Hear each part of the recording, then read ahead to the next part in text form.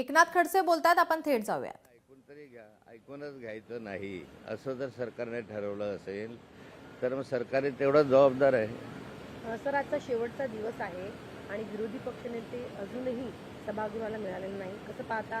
तुम्हाला मोठा एक अनुभव आहे आणि सभागृहाला विरोधी पक्षनेते नसणं ही किती गंभीर बाब आहे. लोकशाहीमध्ये सभागृहामध्ये विरोधी पक्षाचं एक अनन्यसाधारण महत्त्व आहे.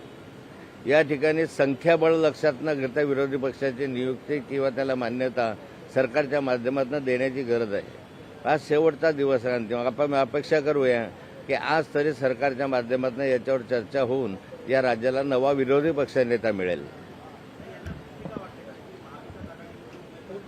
महाविकास आघाडीच्या माध्यमातून अनेक भ्रष्टाचाराचे प्रकरण अलीकडे निदर्शनास आले.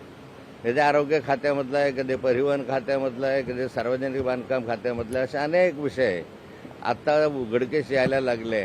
विरोधी पक्षनेता जर या ठिकाणी नियुक्त केला तर असे भ्रष्टाचाराचे आणि अव्यवस्थेचे प्रश्न अनेक ऐरणीवर येऊ शकतात आणि ही भीती सरकारला वारंवार वाटते.